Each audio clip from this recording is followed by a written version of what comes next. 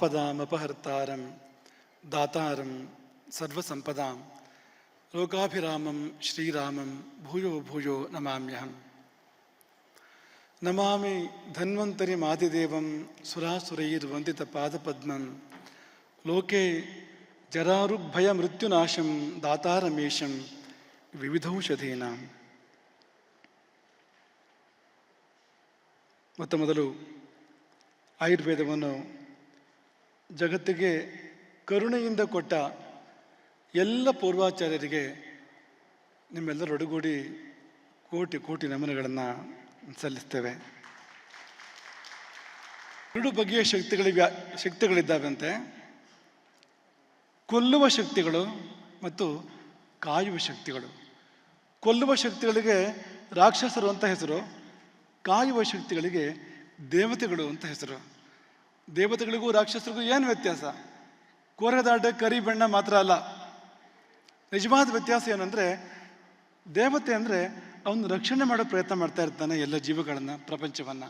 ರಾಕ್ಷಸ ಅಂದರೆ ವ್ಯವಸ್ಥೆಯನ್ನು ಹಾಳು ಮಾಡೋ ಪ್ರಯತ್ನ ಮಾಡ್ತಾ ಇರ್ತಾನೆ, ಜನರನ್ನು ಪೀಡಿಸೋ ಪ್ರಯತ್ನವನ್ನು ಮಾಡ್ತಾ ಇರ್ತಾನೆ. ಇದೇ ಮೂಲಭೂತವಾಗಿರ್ತಕ್ಕಂಥ ಅಂತರ ದೇವತೆಗಳಿಗೂ ಮತ್ತು ರಾಕ್ಷಸರಿಗೂ. ಶಕ್ತಿಗಳು ಹೇಗೆ ಎರಡು ಬಗೆಯೋ, ವ್ಯಕ್ತಿಗಳು ಕೂಡ ಎರಡು ಬಗೆ, ಮನುಷ್ಯರು ಕೂಡ ಎರಡು ಬಗೆ. ಹೇಗೆ ಅಂದರೆ, ಅಳಿಸುವವರು ಮತ್ತು ಉಳಿಸುವವರು. ಅಳಿಸುವವರು ಅಂದರೆ ಎರಡು ಅರ್ಥದಲ್ಲಿ ಹೇಳ್ತಾ ಇರೋಂಥದ್ದು ನಾವು. ಅಳಿಸುವವರು ಅಂದರೆ ಅಳುವಂತೆ ಮಾಡುವವರು, ಕಣ್ಣೀರಿಗೆ ಕಾರಣ ಆಗ್ತಕ್ಕಂಥವ್ರು, ನೋವು ದುಃಖ ಕೊಡ್ತಕ್ಕಂಥವ್ರು, ಅವರು ಅಳಿಸುವವರು. ಹಾಗೆಯೇ ಅಳಿಸಿ ಹಾಕಿಬಿಡ್ತಾರೆ, ಒರೆಸಿ ಹಾಕಿಬಿಡ್ತಾರೆ, ಇಲ್ಲ ಅಂತ ಮಾಡಿಬಿಡ್ತಾರೆ, ಅವರು ಕೂಡ ಅಳಿಸುವವರೇ ಆಗ್ತಾರೆ. ಇದು ಒಂದು ಬಗೆಯ ವರ್ಗ. ಇವರಿಗೆ ಸದಾ ಧ್ವಂಸದ ಚಿಂತನೆ ಮತ್ತು ನಾಶದ ಚಿಂತನೆ, ಪರಹಿತ ಚಿಂತನೆ ಅಲ್ಲಿಲ್ಲ. ಈ ಉಳಿಸುವ ವರ್ಗ ಅವರಿಗೆ ಉಳಿಸೋದ ಕಾಯಕ. ಅವರಿಗೆ ಹೇಗೆ ಒಂದು ಜೀವ ಉಳಿಸ್ಬೋದು, ಹೇಗೊಂದು ಜೀವನ ಉಳಿಸ್ಬೋದು, ಹೇಗೆ ಒಬ್ಬರನ್ನು ಚೆನ್ನಾಗಿಡ್ಬೋದು ಅನ್ನೋ ಬಗ್ಗೆ ಅವರು ಸತತವಾಗಿ ಕೂಡ ಕಾರ್ಯರತರಾಗಿರ್ತಾರೆ. ಈ ಎರಡು ಬಗೆಯ ವರ್ಗ ಮನುಷ್ಯರಲ್ಲಿ ನಾವು ಕಾಣ್ತಾ ಇರ್ತೇವೆ ಎಲ್ಲ ಕಾಲದಲ್ಲಿಯೂ. ಕೃತಯುಗ ಕಲಿಯುಗ ಅಂತಲ್ಲ, ಎಲ್ಲ ಯುಗದಲ್ಲಿಯೂ ಕೂಡ ಎರಡು ಬಗೆಯ ಮನುಷ್ಯರು ಇದ್ದೇ ಇದ್ದಾರೆ. ಕೃತಯುಗದಲ್ಲಿ ಹಿರಣ್ಯಕಶಿಪು ಇದ್ದನಂತೆ. ಹಾಗಾಗಿ ಕೃತಯುಗದಲ್ಲಿ ಯಾರೂ ಕೆಟ್ಟವರಿಲ್ಲ ಅಂತ ಅನ್ನೋಕ್ಕಾಗೋದಿಲ್ಲ. ಆಗಲೂ ಕೂಡ ಇದ್ದರು, ಈಗಲೂ ಕೂಡ ಇದ್ದಾರೆ. ಆದರೆ ಈ ಉಳಿಸುವ ವರ್ಗ ಇದೆಯಲ್ಲ, ಇದು ಪ್ರಪಂಚಕ್ಕೆ ತುಂಬ ಮುಖ್ಯವಾಗಿರ್ತಕ್ಕಂಥದ್ದು. ನೀವೆಲ್ಲ ಆ ವರ್ಗಕ್ಕೆ ಸೇರಿರ್ತಕ್ಕಂಥವ್ರು. ಇಲ್ಲಿ ಸೇರಿರ್ತಕ್ಕಂಥ ಎಲ್ಲ ವೈದ್ಯರುಗಳು, ವೈದ್ಯ ವಿದ್ಯಾರ್ಥಿಗಳು, ನಾವೆಲ್ಲ ಇಲ್ಲಿ ಪ್ರಸ್ತುತ ಅಲ್ಲ. ತುಂಬ ನಾವುಗಳು ಇಲ್ಲಿ ಸಾಂದರ್ಭಿಕವಾಗಿ ಪ್ರಸ್ತುತ ಮಾತ್ರ. ಈ ಸಮ್ಮೇಳನದ ಜೀವಾಳು ಯಾರು ಅಂದರೆ ವೈದ್ಯರುಗಳು ಮತ್ತು ವೈದ್ಯ ವಿದ್ಯಾರ್ಥಿಗಳು ಅಂತ. ನೀವು ಯಾವ ವರ್ಗಕ್ಕೆ ಸೇರ್ತೀರಿ ಅಂದರೆ, ನೀವು ಉಳಿಸುವ ವರ್ಗಕ್ಕೆ ಸೇರ್ತೀರಿ, ಹೆಮ್ಮೆ ಪಡಿ. ನಾವು ಮೊದಲು ಹೇಳಿರ್ತಕ್ಕಂಥ ಶಕ್ತಿಗಳಿವೆಯಲ್ಲ, ಜಗತ್ತನ್ನು ಕಾಯುವ ಶಕ್ತಿಗಳು, ಅವು ಸ್ವತಃ ಬಂದು ಕೆಲಸ ಮಾಡೋದಿಲ್ಲ. ಅವು ಯಾರ ಮೂಲಕವೋ ಕೆಲಸ ಮಾಡ್ತವೆ ಆ ಶಕ್ತಿಗಳು. ದೇವತೆಗಳು ಬಂದು ಕಣ್ಣಿಗೆ ಕಾಣಿಸ್ಕೊಳ್ತಾರೆ ಅಂದರೆ ಕಾಣಿಸ್ಕೊಳ್ಳೋದಿಲ್ಲ ಅಂತ. ಅವರು ಮನುಷ್ಯರ ಮೂಲಕ ಕೆಲಸ ಮಾಡ್ತಾರೆ. ಹೇಗೆ ಅಂದರೆ, ಒಬ್ಬ ವೈದ್ಯನೊಳಗೆ ದೇವತೆಗಳು ಸನ್ನಿಹಿತರಾಗಿ ರೋಗಿಯ ಪ್ರಾಣವನ್ನು ಉಳಿಸ್ತಾರೆ ಅಂತ. ಹಾಗಾಗಿ ಒಬ್ಬ ವೈದ್ಯ ಅಂದರೆ ಅವನು ದೇವತೆಗಳ ಸನ್ನಿಧಾನ ಅಂತ. ಅವನಲ್ಲಿ ದೇವತೆಗಳು ವಾಸ ಮಾಡ್ತಾರೆ. ಈಗ ಒಂದು ನಮ್ಮ ಪರಂಪರೆಯಲ್ಲಿ ಕೈಗೊಂದು ದೇವ ಬೇರೆ ಇದ್ದಾನೆ, ಕಾಲಿಗೊಂದು ದೇವತೆ ಬೇರೆ ಇದೆ, ಕಣ್ಣಿಗೆ ಬೇರೆ ಇದೆ, ಕಿವಿಗೆ ಬೇರೆ ಇದೆ. ಈ ಒಂದೊಂದು ಅಂಗವನ್ನು ಸರಿಪಡಿಸ್ಬೇಕು ಅಂದರೆ ಆ ದೇವತೆಗಳ ಕರುಣೆ ಹರಿಬೇಕು. ಅದಿಲ್ಲದೆ ಆ ಅಂಗ ಸರಿಯಾಗೋದಿಲ್ಲ ಅಂತ. ಹಾಗಾಗಿ ದೇವತೆಗಳ ಲೀಲೆ ಅದು. ಮನುಷ್ಯನ ದೇಹ ಯಂತ್ರ ನಡೆಯೋದು ಅನ್ನೋದು ದೇವತೆಗಳ ಲೀಲೆ ಅದು. ಒಂದೊಂದು ಅಂಗಕ್ಕೆ ಒಂದೊಂದು ದೇವತೆಗಳು ಅಂತ. ಈ ವೈದ್ಯರ ಮೂಲಕವಾಗಿ ದೇವತೆಗಳು ಕಾರ್ಯವನ್ನು ಮಾಡ್ತಾರೆ. ಹಾಗಾಗಿ ನೀವೆಲ್ಲ ದೇವತೆಗಳ ಆವಾಸ ಸ್ಥಾನ ಎಂಬುದನ್ನು ನಾವು ಈ ಸಮಯದಲ್ಲಿ ನೆನಪು ಮಾಡ್ಕೊಳ್ತೇವೆ. ಹಾಗಾಗಿ ನಮ್ಮ ದೃಷ್ಟಿಯಿಂದ ಆಯುರ್ವೇದದ ವಿಶ್ವ ಸಮ್ಮೇಳನ ಅಂದರೆ ಇದು ದೇವತೆಗಳ ಸಮ್ಮೇಳನ. ದೇವತೆಗಳ ಸಮ್ಮೇಳನ ಇದು. ವೈದ್ಯರುಗಳು ದೇವತೆಗಳು. ಈ ಸಮ್ಮೇಳನ ದೇವತೆಗಳ ಅದ್ಭುತವಾಗಿರ್ತಕ್ಕಂಥ ಒಂದು ಸಮ್ಮೇಳನ ಎಂಬುದಾಗಿ ನಾವು ಭಾವಿಸುವಂಥದ್ದು. ಈ ದೇವತೆಗಳನ್ನು ಕೂಡಿಸುವ ದೇವತೆ ಅಂತ ಒಂದು ಇದ್ರೆ ಅದು ನಮ್ಮ ಗಿರಿಧರ ಕೈಜ ಆಗ್ತಾರೆ ಅಂತ. ಎಲ್ಲ ದೇವತೆಗಳಿಗೂ ದೇವತೆಗಳನ್ನು ಕೂಡಿಸೋ ಶಕ್ತಿ ಇರೋದಿಲ್ಲ. ಅವ್ರ ಪಾಡಿಗೂ ಒಳ್ಳೇದು ಮಾಡ್ತಾ ಇರ್ತಾರೆ. ಎಲ್ಲ ದೇವರನ್ನು ಕೂಡಿಸಿ ಒಂದು ಹಾರ ಮಾಡಬೇಕಲ್ಲ, ಮಣಿ ಹಾರ ಮಾಡಬೇಕಲ್ಲ. ಆ ಕೆಲಸ ಮಾಡಬೇಕಾದ್ರೆ ವಿಶೇಷ ದೈವ ಕೃಪೆ ಬೇಕಾಗ್ತದೆ ಅಂತ. ಅದು ನಮ್ಮ ವೈದ್ಯ ಗಿರಿಧರ ಕೈಜೂರಿಗೆ ಇದೆ ಎಂಬುದಾಗಿ ನಾವು ಭಾವಿಸ್ತೇವೇನು. ನಿಮ್ಮ ಮುಂದೆ ಸಾಕ್ಷಿ ಇದೆ, ನಿಮ್ಮ ಮುಂದೆ ನಿದರ್ಶನ ಇದೆ. ಈ ಅದ್ಭುತವಾಗಿರ್ತಕ್ಕಂಥ ಎರಡನೆಯ ಆಯುರ್ವೇದ ವಿಶ್ವ ಸಮ್ಮೇಳನ. ನಡುವೆ ಕೆಲವಾರು ಸಮ್ಮೇಳನಗಳಾಗಿದ್ದಾವೆ, ಆದರೆ ನಮ್ಮ ದೃಷ್ಟಿಯಿಂದ ಇದೇ ಎರಡನೇದು. ಯಾಕೆಂದರೆ ಅದು ಆದ ಹಾಗೆ ಮೊದಲನೇ ಸಮ್ಮೇಳನ ಆದ ಹಾಗೆ ಮುಂದೆ ಯಾವ ಸಮ್ಮೇಳನ ಕೂಡ ಆಗಲಿಲ್ಲ ಅಂತ ನಾವು ಭಾವಿಸ್ತೇವೆ. ಎರಡನೇ ವಿಶ್ವ ಸಮ್ಮೇಳನ ಏನಿದೆ ಇದು ನಿಜವಾದ ಅರ್ಥದಲ್ಲಿ ಇಂದಿನದ್ದು ಎರಡನೇದು ಎಂಬುದಾಗಿ ನಾವು ಭಾವಿಸ್ತೇವೆ. ದೇವತೆ ಆಗಬೇಕಾದ್ರೆ ಹಾಗೆ ಸುಮ್ಮನೆ ಆಗೋದಿಲ್ಲ. ಅದು ದೇವತೆ ಆಗಬೇಕಾದ್ರೆ ಸಾಮರ್ಥ್ಯ ಬೇಕು, ಶಕ್ತಿ ಬೇಕು. ದೇವತೆ ಆಗಬೇಕಾದ್ರೆ ತ್ಯಾಗ ಬೇಕಾಗ್ತದೆ, ದೇವತೆ ಆಗಬೇಕಾದ್ರೆ ಶ್ರಮ ಬೇಕಾಗ್ತದೆ. ಈ ಒಂದು ಸಮ್ಮೇಳನ ಆಯೋಜನೆ ಮಾಡಬೇಕಾದ್ರೆ ಎಷ್ಟು ಸಾಮರ್ಥ್ಯ ಬೇಕು, ಎಷ್ಟು ಶ್ರಮ ಹಾಕಬೇಕು, ಏನೆಲ್ಲ ತ್ಯಾಗ ಮಾಡಬೇಕು, ನೀವು ಆಲೋಚನೆ ಮಾಡಿ. ನಾವು ಹೆಚ್ಚು ವಿವರಣೆ ಕೊಡೋದಿಲ್ಲ, ಯಾಕಂದರೆ ನಿಮಗೆಲ್ಲ ಅರ್ಥ ಆಗುವಂಥದ್ದು, ಸುತ್ತಮುತ್ತ ನೋಡಿದ್ರೆ ಅರ್ಥ ಆಗುವಂಥದ್ದು. ಇಂತಹ ದೊಡ್ಡ ಶ್ರಮ, ದೊಡ್ಡ ತ್ಯಾಗ, ದೊಡ್ಡ ಸಾಮರ್ಥ್ಯವನ್ನು ಮೆರೆದಿರ್ತಕ್ಕಂಥ ವೈದ್ಯ ಗಿರಿಧರ ಕಜ್ಜಿಗೆ ವಿಶೇಷವಾಗಿರ್ತಕ್ಕಂಥ ಆಶೀರ್ವಾದಗಳು. ನಮಗೆ ತುಂಬ ಹೆಮ್ಮೆ, ಯಾಕೆಂದರೆ ಇಂಥವನೊಬ್ಬ ನಮ್ಮ ಶಿಷ್ಯ, ಈ ಶ್ರೀಪೀಠದ ಶಿಷ್ಯ ಅನ್ನೋದಕ್ಕೆ ಗುರುಪೀಠ ಹೆಮ್ಮೆ ಪಡ್ತದೆ. ಯಾಕೆಂದರೆ ಈಗ ಒಬ್ಬಳ ತಾಯಿಗೆ ಮಕ್ಕಳ ಬಗ್ಗೆ ಹೆಮ್ಮೆ ಆಗ್ತದೆ. ಮಗ ದೊಡ್ಡ ಸಾಧನೆ ಮಾಡಿದರೆ ತಾಯಿ ತುಂಬ ದೊಡ್ಡ ಹೆಮ್ಮೆಯನ್ನು ಪಡ್ತಾಳೆ. ಅವಳು ಸಾಧನೆ ಮಾಡಬೇಕು ಅಂತೇನಿಲ್ಲ, ಮಗ ಸಾಧನೆ ಮಾಡಿದರೆ ಸಾಕು ಅಂತ. ಆ ತಾಯಿ ಪಡುವ ಹೆಮ್ಮೆಯನ್ನು ಇವತ್ತು ಈ ಪೀಠ ಪಡ್ತಾ ಇದೆ ಎಂಬುದಾಗಿ ನಾವು ಭಾವಿಸ್ತೇವೆ. ಈ ಆಯುರ್ವೇದ ವಿಶ್ವ ಸಮ್ಮೇಳನದ ಈ ಒಂದು ವೇದಿಕೆಯಿಂದ ಹೊರಹೊಮ್ಮಿದ ಬೆಳಕು ವಿಶ್ವವನ್ನು ವ್ಯಾಪಿಸಲಿ, ಇಡೀ ವಿಶ್ವವನ್ನು ವ್ಯಾಪಿಸಲಿ ಎಂಬುದಾಗಿ ನಾವು ಹಾರೈಸುವಂಥದ್ದು. ಆಯುರ್ವೇದ ಜಗತ್ತನ್ನು ವ್ಯಾಪಿಸಲಿ ಎಂಬುದಾಗಿ ನಾವು ಹಾರೈಸುವಂಥದ್ದು. ತುಂಬ ಅರ್ಥಪೂರ್ಣವಾಗಿ ಉದ್ಘಾಟನೆ ನಡೀತು. ದೀಪ ಹಚ್ಚೋದಂತೂ ಹಾಗೂ ಇದ್ದೇ ಇದೆ. ಜೊತೆಯಲ್ಲಿ ತುಳಸಿ ಗಿಡಕ್ಕೆ ನೀರು ಹಾಕುವ ಕಾರ್ಯಕ್ರಮ ಇತ್ತು ಉದ್ಘಾಟನೆ ಸಮಯದಲ್ಲಿ. ತುಂಬ ಅದ್ಭುತವಾಗಿರ್ತಕ್ಕಂಥ ಪರಿಕಲ್ಪನೆ ಅದು. ತರಳುಬಾಣಿ ಜಗದ್ಗುರುಗಳು ಹೇಳ್ತಾ ಇದ್ರು, ಆ ಮಣ್ಣು ಅದು ಭಾರತ ಭೂಮಿ ಅಂತ. ಈ ಮಣ್ಣಿನಲ್ಲಿ ತುಳಸಿ ಗಿಡವನ್ನು ಅಲ್ಲಿ ನೆಟ್ಟಿದಾರಲ್ಲ, ಈ ಮಣ್ಣೇನು ಅಂದರೆ ಅದು ಭಾರತ ಭೂಮಿ ಅಂತ ತರಳುಬಾಣಿ ಜಗದ್ಗುರುಗಳು ನೆನಪು ಮಾಡ್ಕೊಳ್ತಾ ಇದ್ರು. ಹೌದು, ಆ ಮಣ್ಣು ಭಾರತ ಭೂಮಿ, ತುಳಸಿ ಗಿಡ ಏನು ಆಯುರ್ವೇದ ಅಂತ. ಹಾಗಾಗಿ ಇಡೀ ಭಾರತ ಭೂಮಿಗೆ ಆಯುರ್ವೇದವೆಂಬ ತುಳಸಿ ಗಿಡದ ನೆರಳು ಬೇಕು ಅಂತ. ಇಡೀ ಭಾರತ ವರ್ಷಕ್ಕೆ ಆಯುರ್ವೇದದ ಒಂದು ನೆರಳು ಖಂಡಿತವಾಗಿ ಬೇಕು ಎಂಬುದಾಗಿ ನಾವು ಈ ಸಮಯದಲ್ಲಿ ನೆನಪು ಮಾಡಿಕೊಳ್ಳುವಂಥದ್ದು. ವಿಶ್ವಕ್ಕೆ ಬೇಕು, ಜಗತ್ತಿಗೆ ಬೇಕು ಖಂಡಿತವಾಗಿಯೂ, ಆದರೆ ಭಾರತಕ್ಕೆ ತುಂಬ ಮುಖ್ಯವಾಗಿ ಬೇಕು. ನಾವು ಆಯುರ್ವೇದದ ತವರು ಮನೆ ಅಂತ, ಆಯುರ್ವೇದ ನಮ್ಮಲ್ಲಿ ಹುಟ್ಟಿದೆ ಅಂತ. ಹಾಗಾಗಿ ನಾವು ಮೊಟ್ಟ ಮೊದಲು ಆಯುರ್ವೇದ ಕಡೆ ನೋಡಬೇಕು, ಆಮೇಲೆ ಉಳಿದ ವೈದ್ಯ ಪದ್ಧತಿಗಳು. ನಾವೇ ಮಾಡದಿದ್ರೆ ಮತ್ತೆ ಬೇರೆ ಯಾರಪ್ಪ ಮಾಡಬೇಕು ಅಂತ, ಬೇರೆ ಯಾರು ಮಾಡಬೇಕು ಅಂತ. ದೀಪವನ್ನು ಭಾರತದವ್ರು ಹಚ್ಚಿದೆ ಪಾಕಿಸ್ತಾನದವ್ರು ಹಚ್ತಾರ? ದೀಪ ಹಚ್ಚೋ ಪರಂಪರೆ ನಮ್ಮದಲ್ವಾ, ನಾವು ಮೊದಲು ಮಾಡಬೇಕಲ್ವಾ ಅಂತ. ಹಾಗಾಗಿ ನಮ್ಮ ಬಹು ದೊಡ್ಡ ಸಂಪತ್ತು, ಅತ್ಯಂತ ದೊಡ್ಡ ಸಂಪತ್ತು ಈ ಆಯುರ್ವೇದ ಇದೆ. ಒಂದೇ ಕಾರಣಕ್ಕೆ ನಾವು ಹೇಳ್ತೇವೆ ಭಾರತ ಶ್ರೀಮಂತ ದೇಶ. ಭಾರತ ಬಡ ದೇಶವೂ ಅಲ್ಲ, ಅಭಿವೃದ್ಧಿಶೀಲ ದೇಶವೂ ಅಲ್ಲ, ಅಭಿವೃದ್ಧಿ ಹೊಂದಿರತಕ್ಕಂಥ ಮುಂದುವರೆದ ದೇಶ ಭಾರತ. ಯಾಕೆಂದರೆ ಆಯುರ್ವೇದ ನಮ್ಮಲ್ಲಿದೆ. ಆಯುರ್ವೇದ ಇಂದು ನಿನ್ನೆ ಅಲ್ಲ, ಸಾವಿರಾರು ವರ್ಷಗಳಿಂದ ನಮ್ಮಲ್ಲಿದೆ ಅನ್ನೋ ಕಾರಣಕ್ಕೆ ನಾವು ಇಡೀ ಭಾರತ ಹೆಮ್ಮೆ ಪಡಬೇಕು. ಬರೀ ಬಾಯಿ ಮಾತ್ರ ಹೆಮ್ಮೆ ಸಾಲದು, ಜೀವನದಲ್ಲಿ ನಾವು ಆಯುರ್ವೇದವನ್ನು ತಂದುಕೊಳ್ಳಬೇಕು ಪ್ರತಿಯೊಬ್ಬ ಭಾರತೀಯನು ಕೂಡ ಎಂಬುದಾಗಿ ಈ ಸಮಯದಲ್ಲಿ ನಾವು ನೆನಪು ಮಾಡ್ಕೊಳ್ತೇವೆ. ಇನ್ನು ತುಂಬ ಮಾತನಾಡ್ತಕ್ಕಂಥ ಇಚ್ಛೆ ನಮಗಿಲ್ಲ, ಯಾಕೆಂದರೆ ಅನೇಕರು ಮಾತನಾಡುವಂಥವ್ರು ಇದ್ದಾರೆ, ಮತ್ತು ಬಲ್ಲವರು ಮಾತನಾಡುವಂಥವ್ರು ಇದ್ದಾರೆ. ನಾವಿಲ್ಲಿ ಆಯುರ್ವೇದ ಓದದೆ ಮಾತಾಡ್ತಕ್ಕಂಥವ್ರು, ಈ ವೇದಿಕೆ ಆಯುರ್ವೇದ ಓದ್ದವರು, ಆಯುರ್ವೇದ ಅಧ್ಯಯನ ಮಾಡಿದವರು ತುಂಬ ಮಾತಾಡೋಕ್ಕೆ ಇರ್ತಕ್ಕಂಥ ವೇದಿಕೆ ಅದು. ಅಂಥವ್ರುಗಳು ತುಂಬ ಜನ ಇಲ್ಲಿ ಮಾತಾಡಬೇಕು ಅನ್ನೋದನ್ನು ನಾವು ಮನಸ್ಸಲ್ಲಿ ಇಟ್ಕೊಂಡು ಹೆಚ್ಚು ವಿಸ್ತಾರ ಮಾಡೋಕ್ಕೆ ಹೋಗೋದಿಲ್ಲ. ಎರಡು ಸಂದೇಶಗಳನ್ನು ಕೊಟ್ಟು ನನ್ನ ಮಾತನ್ನು ಪೂರ್ಣ ಮಾಡ್ತೇವೆ. ಮೊದಲನೇ ಸಂದೇಶ ಏನು ಅಂದರೆ, ಅದು ಸರ್ಕಾರಕ್ಕೆ ಇರುವಂಥದ್ದು. ಕೇಂದ್ರ ಸರ್ಕಾರ ಮತ್ತು ರಾಜ್ಯ ಸರ್ಕಾರ ಎರಡು ಸರ್ಕಾರಗಳಿಗೆ ಇರ್ತಕ್ಕಂಥದ್ದು. ಆಯುರ್ವೇದವನ್ನು ಎಳವೆಯಿಂದ ಕಲಿಸ್ಬೇಕು ಅಂತ. ಈಗ ಹೇಗಿದೆ ಅಂದರೆ, 12ನೇ ತರಗತಿ ಆದಮೇಲೆ ಯಾರು ಆಯುರ್ವೇದನ ಆಯ್ಕೆ ಮಾಡ್ಕೊಳ್ತಾರೋ ಅವರು ಆಯುರ್ವೇದನ ಓದ್ತಾರೆ. ಎಷ್ಟು ಕಾಲ ಓದ್ತಾರೆ ಅಂದರೆ ಕೆಲವು ವರ್ಷಗಳ ಕಾಲ ಅವರು ಅದನ್ನು ಓದ್ತಾರೆ ಅಂತ. ಸಾಕಾ ಅಂತ. ಈ ಸಮಯ, ಈ ಕೆಲವಾರು ಒಂದು 5-6 ವರ್ಷಗಳು, 6-7 ವರ್ಷಗಳು ಸಾಕಾ ಅಂತ. ಆಯುರ್ವೇದವೆಂಬ ಮಹಾಸಮುದ್ರವನ್ನು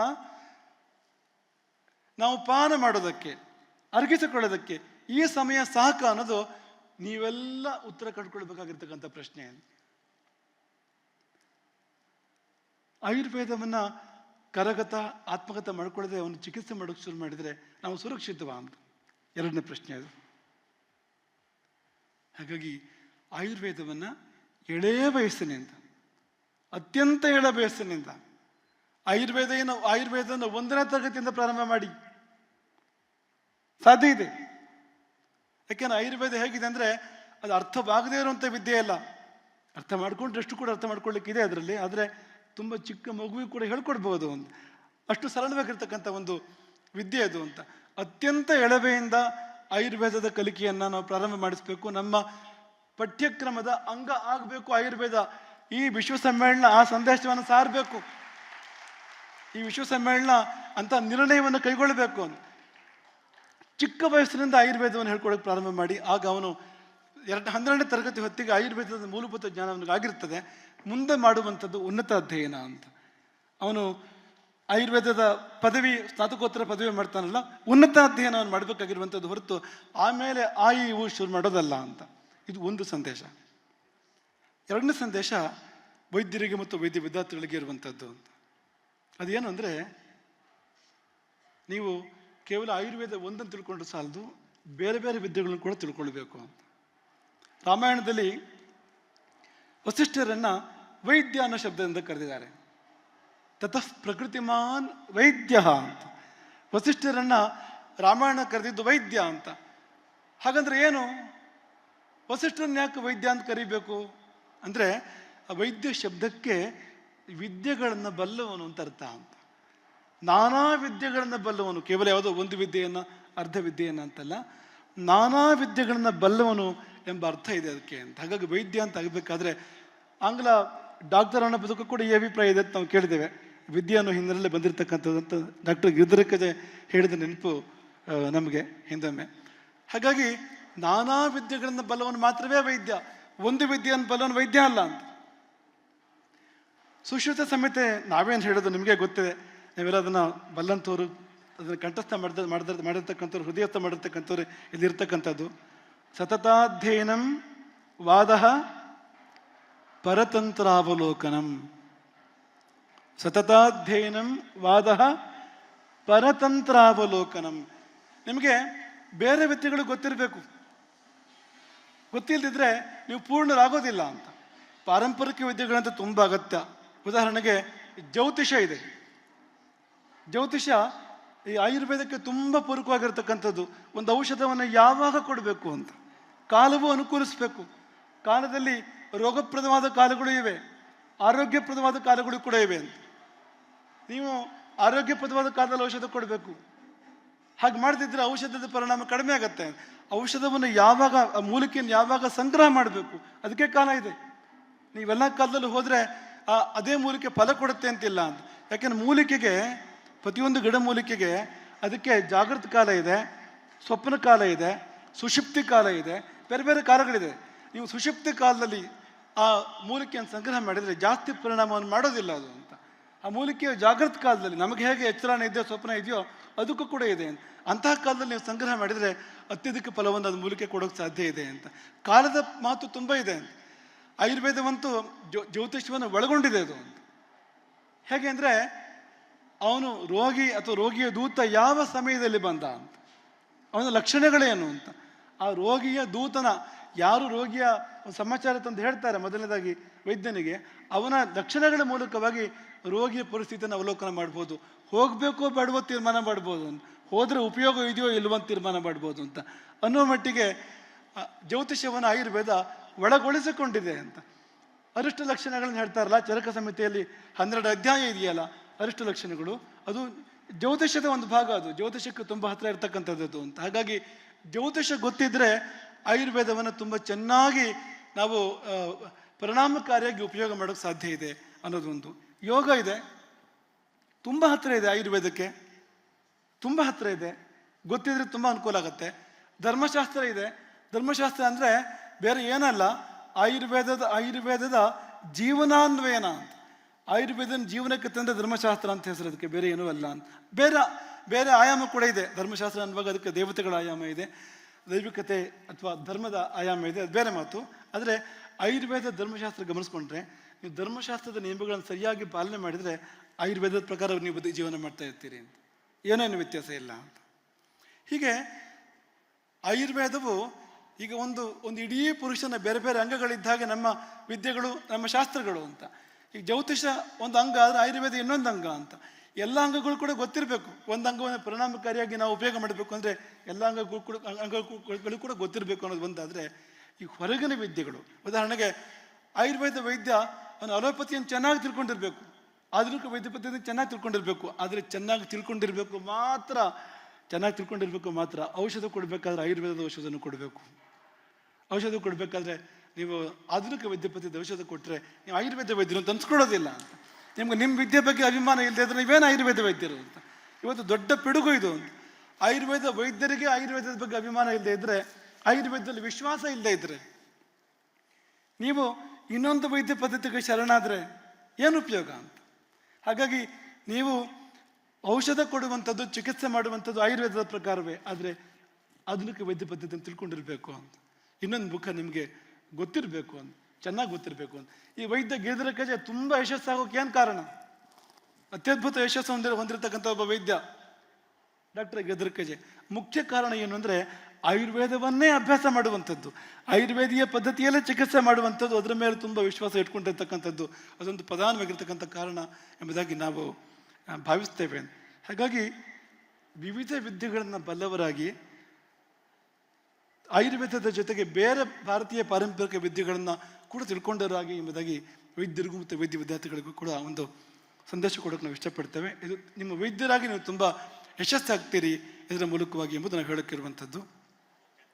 यहाँ बहुत लोग उपस्थित हैं जो कन्नड़ नहीं जानते, विद्यार्थी भी हजारों विद्यार्थी जो यहाँ उपस्थित है वो कन्नड़ भाषा नहीं जानते, हम जानते हैं.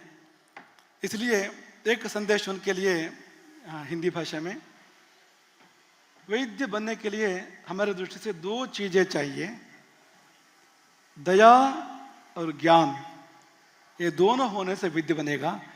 केवल ज्ञान से वैद्य नहीं बनेगा, साथ में दया भी होने से वैद्य बनेगा. क्योंकि शास्त्र दया पर आधारित है, आयुर्वेद शास्त्र दया पर आधारित है. केवल दया होने से भी वैद्य नहीं बनेगा. क्या करेगा वो? कुछ नहीं कर पाएगा. केवल ज्ञान होने से भी वैद्य नहीं बनेगा. दोनों होने से, ज्ञान और दया दोनों होने से वैद्य बनेगा. ज्ञान की साधना हो सकती है, साधना करना पड़ेगा, परंतु दया अपने आप आना चाहिए. दया सहजता से होना चाहिए हमारे हृदय में दया और मस्तिष्क में ज्ञान दोनों होने से वैद्य पूर्ण रूप में होगा, बनेगा. यह संदेश हम देना चाहेंगे.